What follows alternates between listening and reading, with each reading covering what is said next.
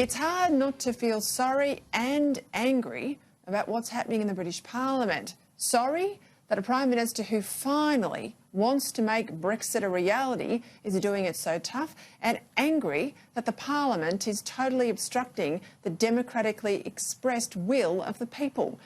Whatever your view on Brexit, and as you know, I supported it from the outset, whatever your view, there was a referendum. The biggest vote in British history, and the people's choice, 52% to 48%, was to leave the European Union, despite a ferocious and indeed dishonest campaign by the establishment to stay. But because the establishment lost out, they've now done everything they can to thwart the people's decision becoming a reality, and done everything they can to engineer another vote in the hope they get the decision they wanted all along. Now, that's not how democracy works or should work, if we even want to call it democracy at all. You don't get to keep forcing the people to vote until you get the outcome you want. That's called a tyranny.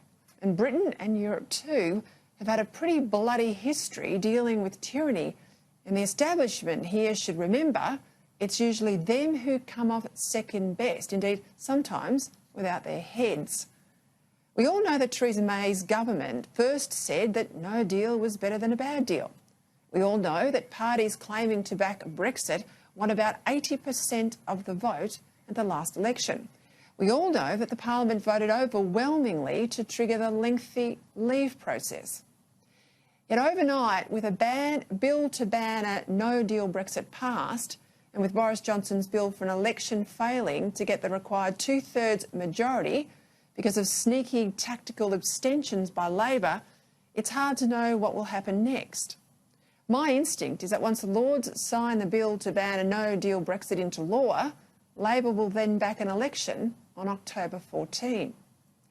But putting the specifics of the Brexit issue to one side, what this sorry episode has just highlighted, not just to Brits, but anyone living in a similar democracy around the world, is how aggressively those in power can conspire against the voter to stop happening what they don't want to accept.